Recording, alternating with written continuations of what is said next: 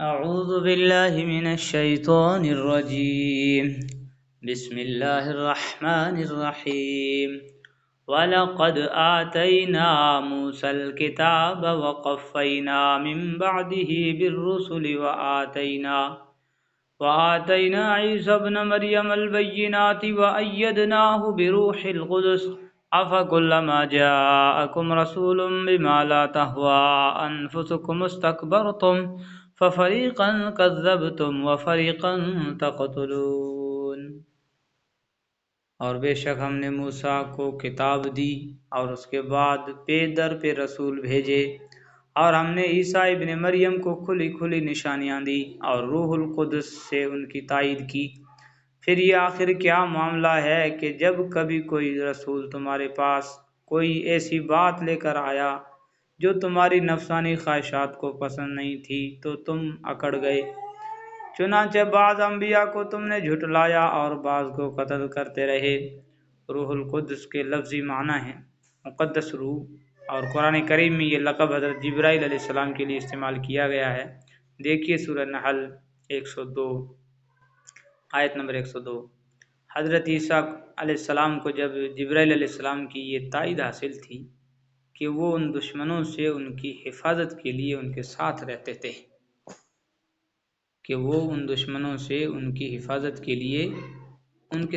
رہتے تھے، وقالوا قلوبنا غلف بل لعنهم اللہ بکفرهم فقلیلا ما یؤمنون۔ اور یہ لوگ کہتے ہیں کہ ہمارے دل غلاف میں ہیں، نہیں بلکہ ان کے کفر کی وجہ سے اللہ نے ان پر پھٹکار ڈال رکھی ہے اور اس لیے وہ کم ہی ایمان لاتے ہیں۔ ان کے اس جملے کا مطلب یہ بھی ہو سکتا ہے کہ وہ اپنی شیخی بگھارتے تھے کہ ہمارے دلوں پر ایک حفاظتی غلاف ہے، اس کی وجہ سے کوئی غلط بات ہمارے دلوں میں گھر نہیں کر سکتی۔ اور یہ مطلب بھی ممکن ہے کہ وہ مسلمانوں کو اپنے آپ سے مایوس کرنے کے لیے طنزاً یہ کہتے تھے کہ آپ تو بس یہ سمجھ لو کہ ہمارے دلوں پر غلاف چڑھا ہوا ہے اور ہمیں اسلام کی دعوت دینے کی فکر میں نہ پڑو۔ وَلَمَّا جَاءَهُمْ كِتَابٌ مِّنْ عِندِ اللَّهِ مُصَدِّقٌ لِّمَا مَعَهُمْ وَكَانُوا مِن قَبْلُ يَسْتَفْتِحُونَ عَلَى الَّذِينَ كَفَرُوا فَلَمَّا جَاءَهُم مَّا عَرَفُوا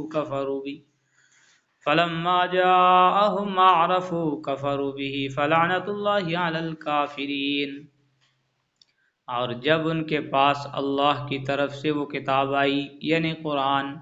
جو اس تورات کی تصدیق بھی کرتی ہے جو پہلے سے ان کے پاس ہے،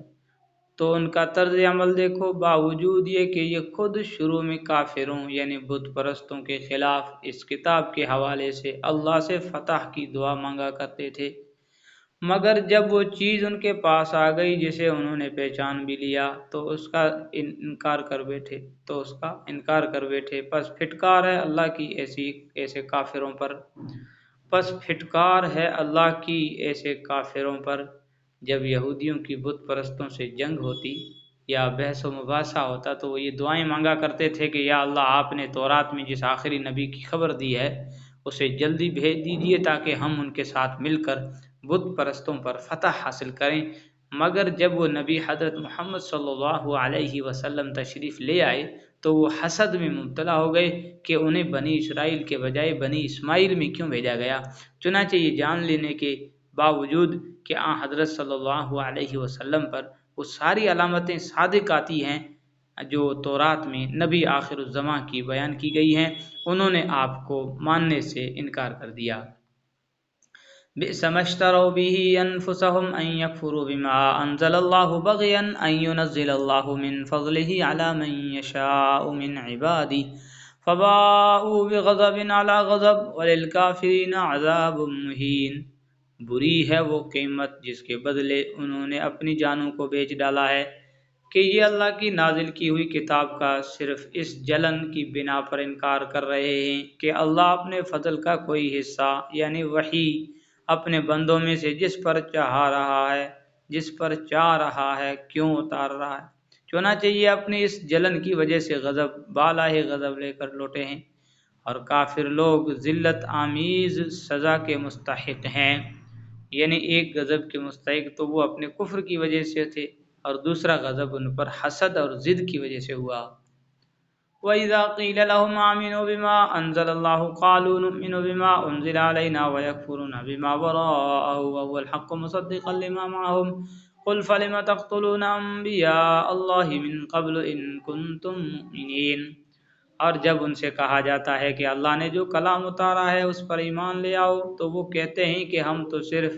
اسی کلام پر ایمان رکھیں گے جو ہم پر نازل کیا گیا ہے، یعنی تورات، اور وہ اس کے سوا دوسری آسمانی کتابوں کا انکار کرتے تھے، حالانکہ وہ بھی حق ہیں، اور جو کتاب ان کے پاس ہے وہ اس کی تصدیق بھی کرتی ہے۔ اے پیغمبر، تم ان سے کہو کہ اگر تم واقعی تورات پر ایمان رکھتے تھے تو اللہ کے نبیوں کو پہلے زمانے میں کیوں قتل کرتے رہے؟ وَلَقَدْ جَاءَكُم مُوسَىٰ بِالْبَيِّنَاتِ ثُمَّ اتَّخَذْتُمُ الْعِجْلَ مِن بَعْدِهِ وَأَنتُمْ ظَالِمُونَ۔ اور خود موسیٰ تمہارے پاس روشن نشانیاں لے کر آئے، پھر تم نے ان کے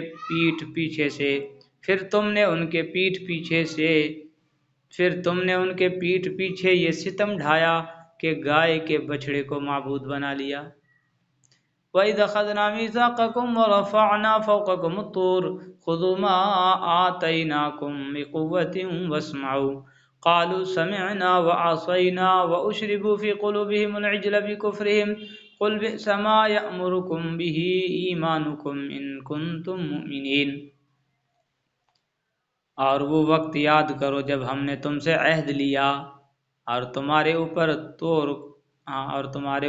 طور کو بلند کر دیا، یعنی کوہ طور، اور یہ کہا کہ جو کچھ ہم نے تم کو دیا ہے اس کو مضبوطی سے تھامو، اور جو کچھ کہا جائے اسے ہوش سے سنو۔ کہنے لگے ہم نے پہلے بھی سن لیا تھا مگر عمل نہیں کیا تھا، اب بھی ایسا ہی کریں گے۔ اور دراصل ان کے کفر کی نحوست سے ان کے دلوں میں بچھڑا بسا ہوا تھا۔ آپ ان سے کہیے کہ اگر تم مومن ہو تو کتنی بری ہے وہ باتیں جو تمہارا ایمان تمہیں تلقین کر رہا ہے۔ اس واقعے کی تفصیل اسی صورت میں پیچھے آیت نمبر 63 کے حاشیے میں گزر چکی ہے، اور بچھڑے کا واقعہ آیت نمبر 53 کے تحت گزر چکا۔